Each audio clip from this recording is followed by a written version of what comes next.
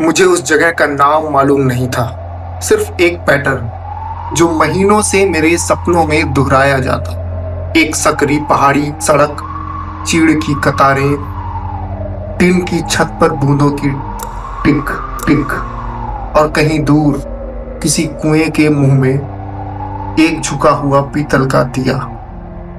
हर सपने में दिया एक पल को तेज चलता और फिर जैसे किसी अदृश्य उंगली ने लौ को चुपकी से दबा दिया, वैसे ही अंधेरा हो जाता था। मैं हर बार हड़बड़ा कर जागता और सोचता, ये कौन सी जगह है, क्यों बार बार मेरे सपनों में आ रही है। मैं पेशे से लेखक हूँ, अजीब सा लगता है, पर कई बार कहानियां हमसे पहले हमें लिख देती हैं। इसी खिंचाव में एक दिन दिल्ली के दरियागंज की एक पुरानी किताबों की दुकान में मुझे एक पतली सी डायरी मिली। उसके पहले पन्ने पर धुंधली स्याही में लिखा हुआ था, देवधरण, राज्यसभा चिकित्सक, और इधर उधर कुछ तारीखें संवत में लिखी थी। डायरी में अस्पष्ट वाक्यों के बीच एक जगह बार बार दिखता था। वो शब्द था कुआं, और एक नोट, रात को सांसें आती हैं। सपनों का नक्शा और डायरी की पंक्ति किसी तरह एक दूसरे पर चढ़ गए और मैंने तय किया कि जो भी ये जगह है मुझे ढूंढनी होगी, वरना ये बेचैनी रोज रोज मेरी नींद और मेरी लिखनी दोनों को खा जाएगी।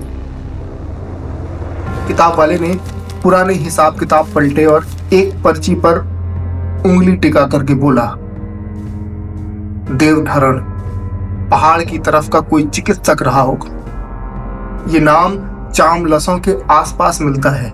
हिमाचल प्रदेश का एक छोटा सा कस्बा है, और यही वो धक्का था जिसकी मुझे जरूरत थी। मैंने बस पकड़ी और अगली सुबह मैं पहाड़ की सड़क पर था।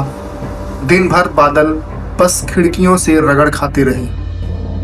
पहाड़ी मोड़ों पर धुंध ऐसे आती जैसे किसी ने दूध उबलते हुए भगोने से निकाल दिया हो। चामलसें के बस अड्डे पर उतरते ही सबसे पहले जो बात महसूस हुई वो गंध थी, गहरी, नम, लोहे और मिट्टी के बीच कहीं अटकी हुई। उसी किताब वाले ने मुझे एक पुरानी कोठी का पता दिया था और लोगों से पूछते हुए मैं वहां पहुंचा। कोठी के मालिक शहर में रहते थे और देखरेख करने के लिए उन्होंने एक स्थानीय आदमी वहां रखा था। इस कोठी का नाम सुनकर मुझे हल्की हंसी आई। नाम था वीरान विला। रास्ते से हटकर चीड़ों की कतार के पीछे छुपी टूटे बरामदे और ईंटों की कई कतार, छत पर टिन और दरवाजे तक आती हुई एक पतली पगडंडी जिसमें सूखे पत्ते ऐसे फंसे थे जैसे किसी ने उन्हें जानबूझकर वहीं रोक दिया। इस जगह को देखकर मेरे कदम बिल्कुल रुक से गए। वही दीवार, बिल्कुल वैसा ही दरवाजा और ये पीतल का पेड़, यही सब तो मेरे सपने में आते थे। मैंने मनी मन कहा, ये किताब की दुकान वाले को इतनी सटीक जानकारी कैसे हुई कि मुझे इसी जगह रुकना चाहिए। कहीं उसने मुझे यहाँ जानबूझकर तो नहीं भेजा। मैं यही सब सोच रहा था कि तभी पीछे से एक आवाज आई, रुकने आए हैं। उस आदमी का नाम था बजरंगी। दुबली काया, घनी मूछें, आंखों में हल्का लालापन और आवाज में पहाड़ी खुरदुरापन। इस आदमी को कुछ देर तक देखने के बाद मैंने हड़बड़ाते हुए कहा, हाँ, कुछ दिन रुकूंगा। मैंने कहा, पुरानी जगहों पर लिखना आसान होता है ना, इसीलिए मैं यहाँ पर आया हूँ। अगले ही पल उसने चाबी दी और बोला, 24 घंटे का 2000 रुपये लगेगा, और अगर 3 दिन से ज्यादा रुकोगे तो 1500 में हो जाए, लेकिन फिर 3000 रुपये एडवांस देना होगा। इस रजिस्टर में एंट्री कर दो। बजरंगी ने इतना कहा ही था कि मैंने झट से अपने जेब से 3000 रुपये निकाले और उसके हाथ में रखते हुए कहा, मैं 3 दिन से ज्यादा रुकूंगी। अगले ही पल उसने चाबी दी और साधारण हिदायतें देते हुए बाहर जाने लगा। यहाँ आसपास कोई रेस्टोरेंट नहीं है तो खाना खुद ही बनाना पड़ेगा। रसोई में बर्तन है और खाने का सामान भी। अभी यहाँ से बाहर जाओगे तो नीचे ही बाकी की सब्जियां और किराने का सामान भी मिल जाएगा। खाना खुद ही बनाना पड़ेगा। और हाँ, सबसे जरूरी बात, पिछवाड़े में मत जाइएगा, वहाँ पुराना कुआं है, बरसात में फिसलन होती है। उसका बरसात में फिसलन कहना साधारण था, पर उसके बाद आई 2 सेकंड की चुप्पी में जैसे किसी अनकहे का वजन था। मैंने सहजता से पूछा, कुएं में पानी है? तो उसने कहा, पानी भी है और आवाज भी। वो बोला और फिर मुस्कुरा दिया। हमारे यहाँ ऐसी कहानियां चलती हैं, इसीलिए उस कुएं के पास मत जाना अच्छा चलता हूं। कमरे में घुसकर मैंने खिड़की खोली। दूर कहीं मंदिर की छोटी घंटी बीच बीच में ठहर ठहर कर टिन की छत पर बूंदों की झपकियां। कमरे में रखी अलमारी में से मैंने कागज किताबों के साथ कुछ पुराने फ्रेम भी देखे। कुछ धुंधले फोटो थे जिनमें मुस्कुराहटें किसी बीमारी की तरह पीली हो चुकी थी। मैंने अपना बैग उठाकर वही किताब की दुकान से मिली हुई वही देवधरण की डायरी निकाली और खिड़की के पास बैठकर पढ़ना शुरू कर दिया। डायरी में कोई रोचक कथा नहीं, बिखरे नोट्स और अव्यवस्थित वाक्यों के बीच बनी कुछ चीजें थीं। फिर भी एक रेखा थी जो बार बार लौटती। राजा उदयपाल, बीमारी से जूझता हुआ कस्बा, राजमहल में बैठे लोग और अग्रमल, धर्मवीर पर राजद्रोह का आरोप, बीच बीच में देवधरण की असहाय कोशिशें। मैंने निवेदन किया तांत्रिक रोहिदास के मंत्र, अमावस रक्तचंद्र का उदय, और हर दूसरे पन्ने पर वो शब्द कुआं। मुझे ये चीजें बिल्कुल समझ नहीं आ रही थी, लेकिन ये जरूर समझ आ रहा था कि ये चीजें मेरे सपनों से जुड़ी हुई हैं। और जब तक मुझे इन सारी चीजों के बारे में पूरी तरह से जानकारी नहीं मिल जाती, मुझे चैन से नींद नहीं आने वाली। थोड़ी देर के बाद रात और भी ज्यादा गहरी हो गई। बिजली एक बार गई, लौटी और फिर स्थिर हो गई। मैंने एहतियात के लिए पीतल का दिया जला लिया। यह दिया बिल्कुल वैसा ही दिखता था जैसे मेरे सपनों में दिया दिखा करता था। लौ की रोशनी में अलमारी पर रखे फ्रेम के कांच में मेरा चेहरा 2 गुना दिखा। बाहर हवा का स्वर बदल चुका था। चीड़ों के पत्ते पहले बांसुरी की तरह बजे, फिर गले में अटकी खांसी की तरह। और तभी मुझे लगा कि पिछवाड़े से कोई बहुत धीमी सी सांस आई, जैसे किसी ने बहुत देर बाद हवा अंदर ली हो। मैंने खुद को समझाया, ये रात, ये पहाड़ और ये कल्पना। पर सपना किसी बात को पकड़ ले तो तन भी उसकी मदद करने लगता है। मैं बरामदे तक गया। दिए की लौ को पीछे छोड़ना ठीक नहीं लगा तो हाथ में उठाकर ही गया। पिछवाड़े की गली में काई की हल्की गंध तैर रही थी। दीवार के पार जमीन हल्की धसी हुई थी। झाड़ियों के बीच गोल घेरे की तरह मुड़ा मुड़ा पत्थर था। मैं कुछ देर तक वहीं पर खड़ा रहा। फिर मुझे समझ आया, अरे ये तो कुएं का मुंह है।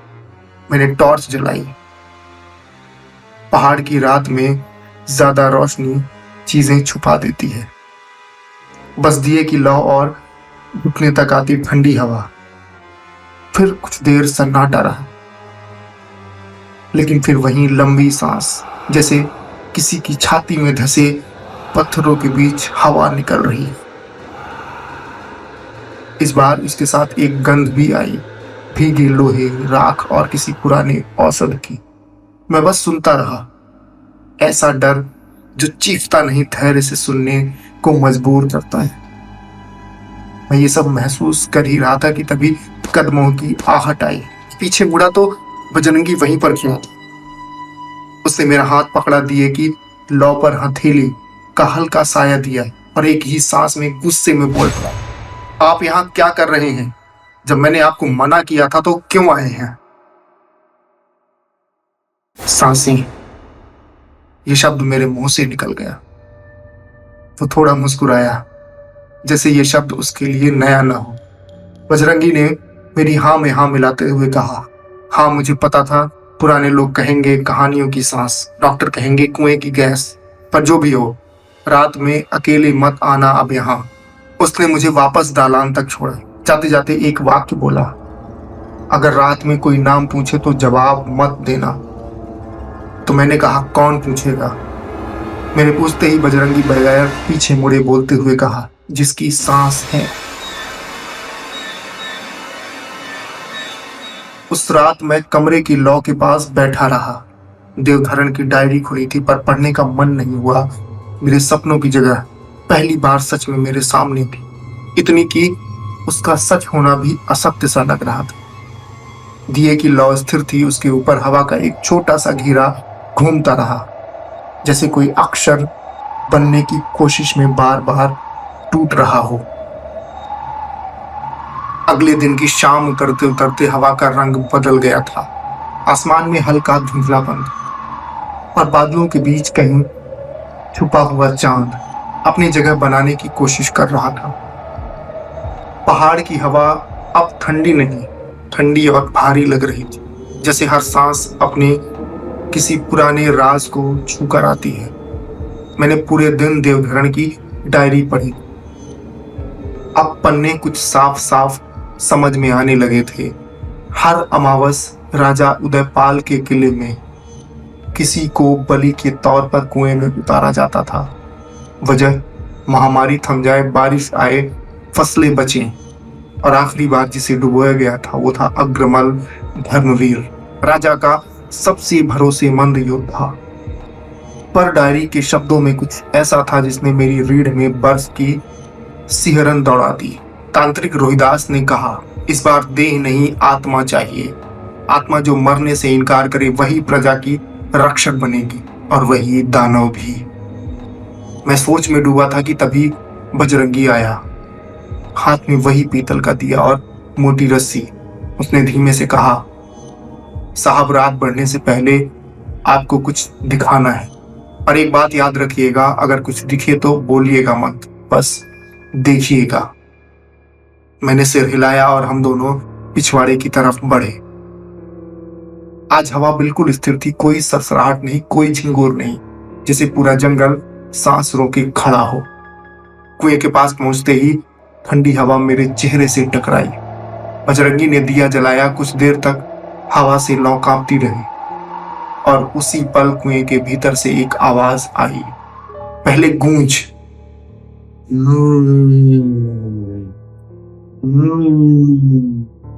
फिर जैसे कोई भारी चीज पानी के अंदर हिली हो। मैंने नीचे झांका। काली सतह पर कुछ लाल तैर रहा था, जैसे किसी ने पानी में खून की बूंदें गिरा दी हो। ये क्या है? मैंने कांपते स्वर में पूछा। बजरंगी ने सिर्फ इतना कहा, कहानी। ये कहते हुए बजरंगी की आंखें चमक सी रही थी। फिर उसने मुझे कुछ दिखाया। कुएं के किनारे काई से नीचे किसी ने बहुत पुराने जमाने में शब्द उकेरे थे। मैंने झुककर टॉर्च की रोशनी मारी। वहां लिखा था, उस रात जो नीचे गया था उसने लौटने की कसम खाई है। अचानक हवा का रुख बदल गया। दिए की लौ 2 इंच ऊंची हो गई और फिर झुककर बुझी नहीं, पर नीली पड़ गई। लौ ऐसे नीली पड़ी जैसे आग नहीं, ठंड जल रही। इतनी हवा में तो कोई भी दिया नहीं टिक पाई, लेकिन इस पीतल के दिए में कुछ और ही ऊर्जा आ गई थी। और तभी वो आवाज आई, सिर्फ मेरे कानों में नहीं, मेरे सीने के भीतर। कौन मेरा नाम जानता है?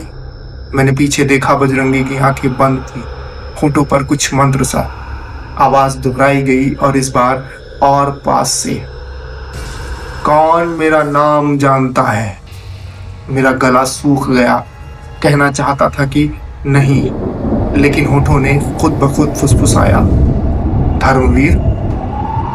कुएं का पानी फट सा गया। हवा में सड़ांध और खून की मिली गंध घुली, इतनी तेज कि मुझे उल्टी सी आने लगी। नीचे से बुलबुले उठे और दिए की लौ अचानक से बुझ गई। अंधेरा, सिर्फ वो सांसें और वो गंध। तुमने बुलाया है। अब वो आवाज नहीं, दोहरी आवाज थी, तुमने बुलाया है। जैसे किसी ने एक ही वाक्य को 2 बार बोला हो, एक जिंदा ने और एक मरे हुए ने। अब मैं वहां से भागना चाहता था, मगर बजरंगी का हाथ मेरे कंधे पर, और फिर उसने धीरे से कहा, अब तुम्हें यहां रुकना पड़ेगा। अब तो कहानी खुल गई। उसने मेरी बाह पकड़कर खींचा और मुझे उस पत्थर की दीवार के पास ले गया जो कुएं के बिल्कुल बगल में थी।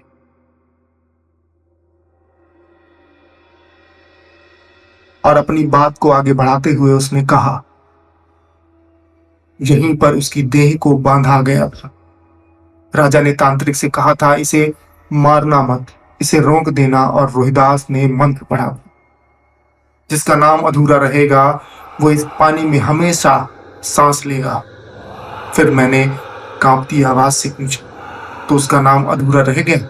हाँ, बजरंगी ने कहा, क्योंकि जब उसे डुबोया गया था तो लोग उसे धर्मवीर नहीं दानव कह रहे, और वो यही सुनता रहा। बजरंगी मुझे ये सब बता ही रहा था कि तभी नीचे से फिर वही आवाज आई, मुझे मेरा नाम दो। और अचानक पानी में दो सफेद हाथ ऊपर उभरे, सिर्फ कोहनी तक, बिना शरीर के, धीरे धीरे, जैसे कोई ऊपर चढ़ रहा हो। मेरे भीतर की हिम्मत कांप गई। मैं पीछे हटने लगा, लेकिन बजरंगी बोला, भागिए मत, वरना वो आपका नाम ले लेगा। क्या मतलब? बजरंगी की स्थिर आवाज मेरे कानों में गूंज गई और उसने ये कहा, जिससे डर याद करता है वो कहानी बन जाता है। वो वाक्य सुनकर मेरे पैरों की नसें जड़ हो गईं। वो सफेद हाथ अब पत्थर के किनारे तक आ गए थे। दिए की लौ अपने आप जल उठी और नीले रंग में नाचने लगी। एक पल को मुझे दिखा कि उन हाथों के बीच पानी में कोई चेहरा है, सफेद सूजा हुआ मगर आंखें खुली हुई। वो मुझे देख रहा था और मुस्कुरा रहा था। धर्मवीर, मेरी आवाज कांपी। पानी में ही वो चेहरा भी हिला, हाँ, जैसे सिर हिलता हो, और फिर धीरे धीरे पानी में घुल गया। बजरंगी ने हड़बड़ाहट में दिया उठाया और बोला, अब सिर्फ एक ही रास्ता है, हमें तहखाने में जाना होगा। जहां उसकी आवाज बंद की गई। मैं कुछ पूछ पाता उससे पहले उसने मेरा हाथ पकड़ा। उसकी हथेली बर्फ की तरह ठंडी थी। मैंने दिए की रोशनी में उसकी कलाई पर देखा। वहां एक हल्का घाव सा था। वो ताजा नहीं लग रहा था, लेकिन उससे खून की गंध जरूर आ रही। ये चोट? बजरंगी बोला, पुरानी है, बहुत पुरानी। और फिर हम पहाड़ के उस हिस्से की ओर बढ़े जहां झाड़ियों के बीच पत्थर की सीढ़ियां उतरती थी, और मुझे यकीन था कि उस अंधेरे के नीचे हवा कहानी से ज्यादा कुछ और किसी का इंतजार कर रही थी। और मैं मन ही मन सोच रहा था, मुझे यहां नहीं आना चाहिए था, लेकिन अब तो मैंने सर ओखली में दे ही दिया था। अगर यहां से बच के निकल गया तो मेरी किस्मत, वरना ये मेरी आखिरी रात हो। यही सब ख्याल मेरे मन में आ रहे थे। बजरंगी मेरा हाथ पकड़े हुए था और हम तहखाने में पहुंच चुके थे। तहखाने की दीवार से आवाज गूंजी, वही आवाज जो कुएं से आ रही थी, वही जो रात की नमी में सांस बनकर मेरा पीछा कर रही थी। और वो आवाज कुछ ऐसी थी, कौन मेरा नाम पूरा करना चाहता है? मैं कांपते होठों से बोला, धर्मवीर। जैसे ही ये शब्द हवा में फैले, तहखाने की आवाज पर जमी हुई काली परत टूटने लगी। बजरंगी एकदम स्थिर खड़ा था, आंखें दिए की लौ पर टिकी हुई थी। दीवार से एक तेज झोंका निकला और राख हवा में घूमने लगी, और तभी दीवार की दरारों के बीच एक चेहरा उभरा, सूजा हुआ, पीला और मानव। धर्मवीर। पल भर के लिए मेरी आंखें फटी की फटी रह गई थी। इस तरह से किसी दीवार में कोई चेहरा उभरते या तो मैंने फिल्मों में देखा था या किताबों में पढ़ा था। मैं पूरी तरह से स्तब्ध वहां खड़ा था। मेरे कदम आगे नहीं बढ़ रहे थे। ये आकृति धर्मवीर की थी, जो दीवार के उस पार से बजरंगी को देख रहा था। मेरे कानों के पास दो आवाजें एक साथ आई, एक कमजोर जैसे कोई सदियों की नींद से उठा हो, बजरंग, और दूसरी भारी, दर्द से भरी, क्यों मुझे यूं छोड़ा? मैं पहली बार में समझ गया बजरंगी सिर्फ रक्षक नहीं था। कि तभी बजरंगी ने धीमे से कहा, धर्मवीर, मैं तुम्हारा रक्त संतान हूं। जिस पल तुम्हें कुएं में डुबोया गया था, मेरी मां गर्व से थी। राजा ने कहा था देशद्रोही की नस्ल नहीं आनी चाहिए, पर देवधरण मुझे छुपा करके ले गया। मैं बच गया, पर पिता की पुकार मेरे खून में रह गई। मैंने बजरंगी की आवाज सुनी कि तभी मुझे अचानक याद आया, बजरंगी की आंखों का वो लालपन, उसकी कलाई का पुराना घाव, कुएं के पास उसकी अजीब सी बेचैनी, सब एक ही ओर इशारा कर रहे थे। वो सिर्फ देखभाल करने वाला आदमी नहीं था, वो धर्मवीर का वंशज थी। धर्मवीर की अधूरी मौत उसके खून में बधी हुई थी। मैं यही सब सोच रहा था कि तभी तहखाने की हवा कांपी। धर्मवीर की आवाज दीवार से आई, सदियों से मैं यहीं अटका हूं, नीचे पानी ऊपर घुटन, नाम अधूरा मौन पूरा, और तुम मेरे अपने, मेरे नाम के बिना अधूरे। बजरंगी घुटनों पर गिर गया। पिता, मैं हर साल यहाँ आता था, पर किसी की हिम्मत नहीं हुई कि आपका नाम पूरा बोले। मेरा नाम भी लोग बजरंग, बजरंगी कहते रहते हैं, पर असल में वो मेरे खून का अधूरा रूप। बजरंगी और धर्मवीर आपस में बात कर ही रहे थे कि तभी दीवार से एक तेज टूटने की आवाज आई। दिया जोर से भड़का। तहखाने की दीवार पर धुंधला सा शब्द था और रात पूरी तरह से खुलकर धर्मवीर बन गया। दीवार में से जैसे कोई साया बाहर आया हो, मानवीय मगर हल्का, जैसे जलती हुई लकड़ी का धुआं। वो मेरे और बजरंगी के बीच खड़ा था। बजरंगी उठकर सीधा हुआ। अब आपको मुक्ति चाहिए, बजरंगी बोला, पर इसके लिए एक चीज चाहिए, जिसने आपका नाम पूरा कहा है उसकी उपस्थिति। धर्मवीर का साया मेरी तरफ मुड़ा। उसकी आंखें अंधेरी नहीं, वो खाली थी, जैसे किसी ने उन्हें देखे जाने का हक छीन लिया। वो आवाज बोली, तुम यहां इसलिए आए हो क्योंकि देवधरण की डायरी तुम्हें बुला रही थी, क्योंकि तुम्हारा और हमारे राज्य के पुरोहित का गहरा नाता था। जब मुझे उस रात कुएं में दफन किया जा रहा था तो पुरोहित जी की एक आखिरी आवाज आई थी, धर्मवीर तुमको दोबारा बचाने वाला कलम का सिपाही होगा। उसी रात से मेरी तलाश शुरू हो गई थी, एक ऐसे कलम के सिपाही की जो मुझे पूरा नाम दे सके। और मेरी भटकती आत्मा ने तुम में वही बात पहचानी जो मुझ में थी, अन्याय के खिलाफ आवाज उठाने की बेचैनी। जिस तरह से मुझे दानव कहकर सजा दी गई, तुमने भी पहली किताब में एक निर्दोष आत्मा को न्याय दिलाया था। ये सुनते ही मेरा दिल बैठ गया। तो ये सब सपने, दिए की छवि, ये जगह, ये पुकार, ये सब आपकी वजह से था। ये सुनकर मेरे पूरे शरीर में सिहरन सी दौड़ गई थी। तभी बजरंगी बोला, अब आपको उन्हें मुक्त करना है। जिस तरह से आपने उनका नाम पूरा कहा, उसी तरह से जमीन पर आपको इनका नाम पूरा लिखना होगा, और आखिरी अक्षर पूरा होते ही आपको यहाँ से बाहर निकलना होगा। अगर आप यहाँ से बाहर नहीं निकल पाए तो वो आत्मा आपका रूप ले लेगी। मैंने बजरंगी की ये बातें सुनी, लेकिन मुझे कुछ समझ नहीं आया। बजरंगी, ये क्या बोल रहे हो? मुझे कुछ समझ नहीं आ रहा है। अब बजरंगी ने मुझे समझाते हुए कहा, धर्मवीर की आत्मा आपकी तलाश वर्षों से कर रही थी, इसीलिए आपको इस जगह के सपने आ रहे थे, और अब आप ही धर्मवीर को मुक्ति दिला सकते हैं। जिस तरह से उसे बरसों पहले अधूरे नाम के साथ कुएं में दफनाया गया था, आज आपको वो नाम पूरा करना है जिससे उसे मुक्ति मिले। इसके लिए आपको यहीं पर उनका नाम पूरा लिखना होगा, और जैसे ही ये नाम पूरा होगा, इन दीवारों के बीच कैद उनका शरीर उस नाम का रूप ले लेगा। लेकिन अगर नाम पूरा करने के बाद आप यहीं पर रह गए तो हो सकता है ये आत्मा आपको अपना दुश्मन समझ ले। इसीलिए नाम पूरा होने की 1 सेकंड के भीतर ही आपको यहाँ से बाहर निकलना होगा। मैंने सुना तो डर के मारे मेरे मुंह से निकला, बजरंगी, मैं कैसे नाम लिख पाऊंगा और इतने कम समय में बाहर कैसे निकलूंगा? बजरंगी ने यह सुनते ही कहा, आप कलम के सिपाही हो, आपको धर्मवीर का नाम ऐसे लिखना है कि दीवार से उभरी हुई ये आकृति आपके यहां से निकलने से पहले ही उस नाम को समझ ना पाए, या आखिरी शब्द लिखते लिखते आपके कदम दरवाजे पर हो। मैंने ये सुना तो अब चिल्लाहट मेरे मुंह से बाहर आई। बजरंगी, ये क्या पहेली बुझा रहे हो? मुझे कुछ समझ नहीं आ रहा है, मैं जोर से चिल्लाया था। लेकिन अब बजरंगी पूरी तरह से चुप खड़ा हुआ था और दीवारों पर बनी हुई आकृति मुझे ऐसे निहार रही थी जैसे अगले पल वो मेरा ही नाम आधा कर देगी।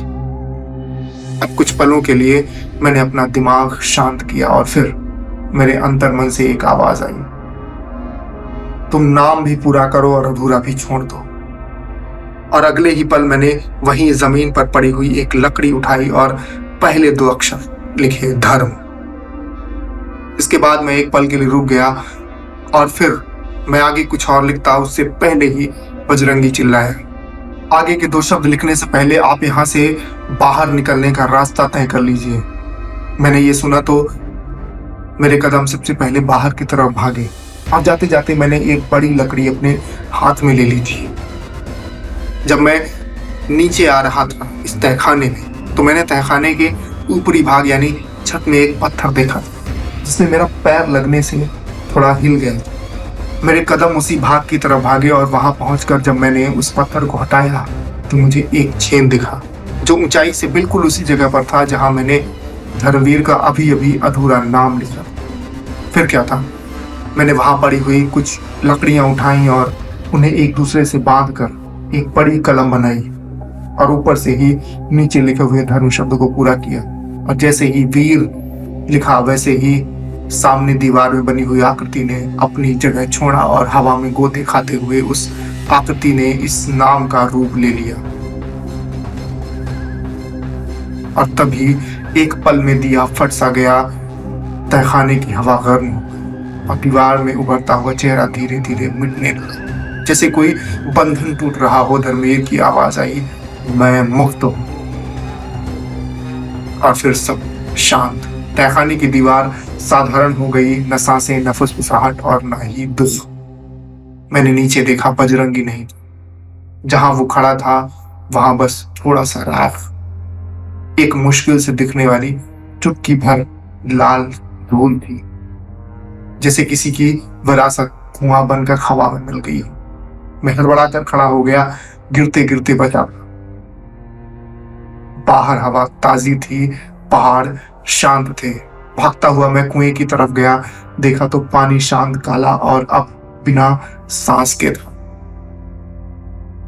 वो पीतल का दिया किनारे रखा हुआ था, बुझा और साफ, जैसे कि बिल्कुल नया हो। धर्मवीर की आत्मा को मैंने मुक्ति दिला दी। अगली ही सुबह मैं बस पकड़ करके दिल्ली वापस आई और दिल्ली लौटकर मैंने किताब लिखी, नाम रखा पहला बेताल, धर्मवीर की कथा। किताब की प्रतियां छपकर आई। लॉन्च की रात में घर लौटा, पीतल का दिया मेज पर रखा, लौ जलाई। दीवार पर मेरी छाया पड़ी और उसके पीछे एक पल के लिए एक दूसरी छाया, लंबी, स्थिर और शांत, जैसे कोई मुझे बस देखने आया हो कि उसका नाम इस बार पूरी तरह से लिखा हुआ है या नहीं। छाया हिली और धीरे धीरे दीवार से लुप्त हो गई। मैंने दिए को बुझा दिया और उस रात पहली बार मुझे कोई सपना नहीं आया। तो ये थी धर्मवीर की कहानी।